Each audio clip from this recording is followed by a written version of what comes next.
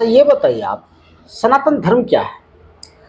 देखिए, सनातन जो है यह हजारों लाखों करोड़ों वर्ष पुराना धर्म है। सनातन मतलब सत्य, जो सत्य है वही सनातन है। सनातन धर्म जिस समय इसकी उत्पत्ति तब हुई जब दुनिया में कोई देश संगठित नहीं था, तब सनातन धर्म था। सनातन हमें यह शिक्षा देती है कि सभी प्राणियों में सद्भावना हो, सभी प्राणियों का जहाँ लाभ हो, सभी प्राणियों का हम रक्षा कर सकें, वही सनातन है। तो जो सनातन है, अतल सत्य है, उसकी बदनामी क्यों, आज उसका अपमान क्यों? देखिए, ये दुर्भाग्यपूर्ण है। लोग अपने कोड़ी मानसिकता के कारण, छोटी राजनीति के कारण जो है ऐसे सब लोग सनातन के विरोध में बयान देते हैं ताकि दूसरे धर्म के लोग जो है हमारे पक्ष में आ जाए। ये सब राजनीतिक बात है और ये दुर्भाग्यपूर्ण है कि सनातन धर्म के विरोध में कोई किसी का भी बोलना, ये बहुत दुर्भाग्यपूर्ण है। एक तरह से देखा जाए तो धर्म हमारे जीवन का अभिन्न हिस्सा है। बिल्कुल, धर्म हमारे जीवन में एक तरह से महत्वपूर्ण चीज है। धर्म के बदौलत हम अच्छे बुरे की पहचान करते हैं और उसके बदौलत ही आज हम हैं। लेकिन आजकल के नेताओं द्वारा सनातन धर्म को कोरोना कहना, HIV कहना, डेंगू मलेरिया कहना, यह कहाँ तक उचित है? इस तरह की राजनीति आखिर क्यों? देखिए, उनको सनातन धर्म का कोई ज्ञान नहीं है। उनको पढ़ना चाहिए, वेद उपनिषद ये सब चीजें उन लोगों को पढ़ना चाहिए। सनातन धर्म हमें क्या शिक्षा देती है? सर्वे भवन्तु सुखिनः सर्वे सन्तु निरामया। सनातन को पढ़ेगा नहीं है, झूठे कुछ बयान देना है। अब इस्लाम धर्म को मानने वाला लोग को कैसे अपने पक्ष में करना है, जबकि सनातन धर्म वह धर्म है जो किसी भी धर्म का विरोध नहीं करता है। सनातन धर्म हमें किसी धर्म के विरोध की शिक्षा नहीं देता है। आपको नहीं लगता है कि आजकल के नेताओं की जुबान अधिक फिसल रही है? बोलने का कुछ बोल जाते हैं कुछ। देखिए, है क्या, जब राजनीति में पढ़े लिखे लोग आएंगे, ज्ञानी लोग आएंगे, तभी तो वो समझेंगे। जब को महामूर्ख लोग, बाचाल लोग राजनीति में आता है, कोई ऐसा बयान दे देता है, उसके पीछे विपक्ष के धर्म के जो है दूसरे धर्म के लोग वो पागल हो जाते हैं, ये हमारे समर्थक हैं। जबकि नहीं, ऐसा भी हो सकता है लोकप्रियता पाने के लिए कुछ से कुछ अलबल। वही तो बोल रहे हैं। अब मीडिया में जैसे देख लीजिए, अब नाम नहीं लेना चाहेंगे, अपने क्षेत्र में भी बहुत नेता है जो मीडिया में बने रहने के लिए जो है बराबर कुछ से कुछ बोलते रहते हैं, कुछ बोल दे। हाँ, नाप शराब। जबकि उनको यह देखना चाहिए कि जनता में, हमारे बयान की जनता में क्या चल रहा है, जनता क्या सोच रही है मेरे बारे में। हम तो कुछ उलझुल बयान दे दिए, लेकिन हमारे बारे में जनता अच्छा बोल रही है या खराब बोल रही है, यह उनको पता करना चाहिए, तब जाके वो ऐसा बयान नहीं देंगे। ठीक है, आजकल के नेता बेरोजगारी हो जैसे बेतुका बयान दे देते हैं। बेरोजगारी पर बयान क्यों नहीं देते? महंगाई पर बयान क्यों नहीं देते? गरीबी पर बयान क्यों नहीं देते? ये बेतुका बयान, कभी हिंदू का अपमान, कभी मुस्लिम का अपमान, कभी गीता का अपमान, कभी रामायण का अपमान, यह कब तक आखिर यह सब? देखिए, बताते हैं। पहले हमने आपको कहा कि जब जानकारी लोग रखेगा तभी तो कुछ बयान दे पाएगा ना। बेरोजगारी है देश में, लेकिन नरेंद्र मोदी जी की जब से सरकार बनी है, इसको दूर करने का प्रयास किया जा रहा है। दूसरी बात है, देखिए, बेरोजगारी बढ़ने का प्रमुख कारण है जनसंख्या वृद्धि।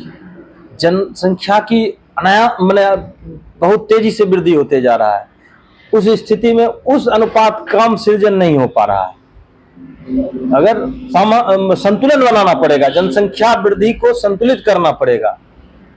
महंगाई कह रहे हैं आपको, हम सरकार पे आते हैं। जब 2014 से पहले कांग्रेस की सरकार थी, उस समय चीजों का रेट का अनुमान आप ले लीजिए और आज का ले लीजिए। जी, हम यहाँ सरकार की बात नहीं, हम यहाँ सनातन धर्म की बात करने आए हैं।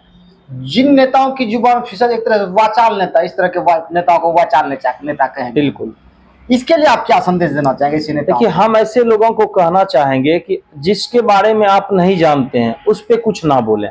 पहले सनातन धर्म को समझें, सनातन धर्म के बारे में आप पढ़ें। अगर आपको कहीं किताब ना मिले, ग्रंथ ना मिले, तो आप मेरे पास आ जाइए। हम आपको वेद उपनिषद की किताबों को आपको देंगे, आप उसको पढ़िए, समझिए, उसके बाद बयान दीजिए। हम यही कहना चाहेंगे। अभी भारत में G20 का शिखर सम्मेलन चल रहा है, जिसमें करीब 40 से अधिक देशों के प्रमुख और VVIP सारे लोग वहाँ पहुँचे हैं, जहाँ कई महत्वपूर्ण मुद्दों पर चर्चा हो रही है। साथ ही कुछ दिनों बाद संसद का विशेष सत्र भी बुलाया जा रहा है। इससे पहले कयास लगाए जा रहे थे कि एक देश एक चुनाव पर उसमें चर्चा होगी और संभवतः वो नियम बनाया जाएगा। अब चर्चा चल पड़ी है कि इंडिया नाम हटा के सिर्फ भारत रखा जाएगा, यानी भारत के जो अभी तक नाम थे सब हटाकर सिर्फ भारत रखा जाएगा। खैर जो भी हो, मैं यहाँ कहना चाहूँगा, नाम हटाने से या नाम बदलने से हमारे देश की तकदीर नहीं बदल जाएगी, हमारे देश के गरीबों की तकदीर नहीं बदल जाएगी। अरे साहब जी, हटाना है तो देश की गरीबी हटाइए, हटाना है तो आज जो बेरोजगार युवक पढ़ लिख कर कुत्तों की तरह बौख रहे हैं उसे हटाइए, उसकी गरीबी दूर कीजिए, उसकी बेरोजगारी दूर कीजिए। जो गरीब 2 रोटी खाकर रात को सोते हैं उसकी गरीबी दूर कीजिए, उसके पेट की भूख दूर कीजिए। इससे अच्छा क्या होगा। इसका नाम भारत भी है, इंडिया भी है, आर्यावर्त है, हिंद है, हिंदुस्तान है, अलहिंद है, भारत खंड है, सब है। लेकिन आज ऐसा क्या हो गया, ऐसी क्या नौबत आ गई कि सब नाम हटा के सिर्फ भारत रखना पड़ रहा है। देखिए, भारत ही नाम है हमारे देश का, आदिकाल से भारत नाम है। अब बीच के कालखंडों में जब से लोग आए, बदलते गए, मुगल आए, ले लीजिए ये अंग्रेज आए, इन लोगों ने अपना नाम दिया इंडिया। इंडिया नाम मुगलों का, ये अंग्रेजों का दिया हुआ नाम है। तो हम अपना जो मेरा मूलभूत नाम है, जो हमारे बाप दादाओं ने रखा है, हम उसको रखेंगे कि जो अन्य कोई राह चलते लोगों ने रखा उसको रखेंगे। इंडिया नाम गुलामी का प्रतीक। ठीक है, सदियों से हम सब नाम जपते आ रहे हैं। एक तरह से कहा जाती है हमारा इतिहास, यानी पीढ़ी दर पीढ़ी नाम पढ़ते गया, यह हमारा इतिहास है। आज क्या नौबत आ गई कि सब नाम हटाना पड़ रहा है, सिर्फ भारत रखना। देखिए, आज ये नहीं, ये भारत सरकार का, नरेंद्र मोदी जी की सरकार का ये बहुत पहले से चल रहा है कि हमें ये अपनी गुलामी की मानसिकता जो है इसको हटाना है। ये आज नहीं, आज दिखने को मिल रहा है, लग रहा है लोगों को प्रेसिडेंट ऑफ भारत वो लिखा, जैसे प्रेसिडेंट प्रधानमंत्री भारत, तो अब लग रहा है। लेकिन ये नाम पहले से चल रहा है हटाने का, और इसके लिए संविधान संशोधन की कोई आवश्यकता नहीं। हम लोगों को अपने बोलचाल की भाषा में लिखने में भारत रख लेना है, हम यूज वही करेंगे, हमारा भारत नाम है ही। 8 साल से 9 साल से केंद्र में सरकार है, तो डिजिटल इंडिया, शाइनिंग इंडिया, कौन मेक इन इंडिया, ये सब क्या है। देखिए, 8 साल जरूरी नहीं है कि सभी सारे फैसले एक बार में ही लिए जाएंगे। लगा अब इनको हटाना चाहिए। अब देखिए, सारे देश के अंदर जितने औरंगजेब रोड, तुगलक रोड, फलना रोड, चिलना रोड, ये एक दिन में नहीं हटा है, ये हटाने का है। अब मौका आया, इसको हटा दिए। तो विपक्षी पार्टियों का कहना है कि जब से इंडिया नाम की पार्टी बनी तब से जो है ना सरकार इंडिया शब्द हटाना चाहिए। देखिए, इंडिया नाम की कोई पार्टी बनी ही नहीं है, समझ गए ना। ये INDIA सब डॉट करके है, तो ये इंडिया है ही नहीं। और दूसरा बात है, ये लोग जो है UPA से इंडिया रखे, ये कह रहे हैं ना आप। UPA नाम में क्या दिक्कत था भाई, क्योंकि वह नाम इतना ना घोटालों को लेके बदनाम हो चुका है, इतने न घोटाले किए गए हैं UPA शासनकाल में। अब एक अपने गांव में, हम लोग अब भी गांव के लोग हैं, हम लोग भी गांव के लोग हैं। गांव में एक कहावत है, ठेठी भाषा में, बोलचाल की भाषा में, गुहाल बदलने से बैल तेज नहीं होता है। तो इंडिया नाम रख लेने से क्या पार्टियां विशुद्ध हो जाएगी? वो शुद्ध पार्टियां नहीं रह जाएगी, उनका जो चाल चरित्र और चेहरा है वह शुद्ध नहीं होगा। तो आपको क्या लगता है, इंडिया नाम हटाने के बाद भारत रखने के साथ साथ अंग्रेजों की दी हुई जो चीज है वो सब चीज हटाया जाएगा? बिल्कुल, प्रयास तो यही है कि जो गुलामी मानसिकता का प्रतीक है, आप देखिए विजय पथ, कर्तव्य पथ, ये क्या है? ट्रेन भी अंग्रेजों का दिया हुआ है। ट्रेन दिया हुआ है तो वो उनका देन नहीं है, वो तो भारत की संपत्ति है ना। संविधान के हर पन्ने में लिखा हुआ है इंडिया।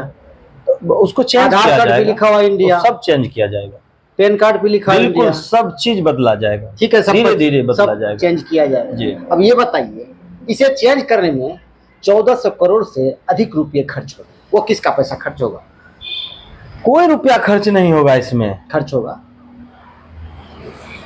आप जानकारी ले लीजिए। देखिए आप कोई भी कार्य करते हैं तो खर्च तो होगा ही, मेरा ये कहना है देश का पैसा खर्च होगा उस हिसाब से। जनता का, देश का पैसा किसका पैसा है? जनता का ही पैसा है, जनता का पैसा खर्च होगा। लेकिन सत्कर्म में पैसा खर्च होगा ना, ये सत्कर्म होगा, बिल्कुल। ये 2024 में लोकसभा चुनाव होना है, उसमें अरबों खर्च होंगे, सभी पार्टियां अरबों खर्च होंगे। उससे पहले 1400 करोड़ रुपया खर्च करना जरूरी था क्या? आप चुनाव के बाद नहीं कर सकते थे?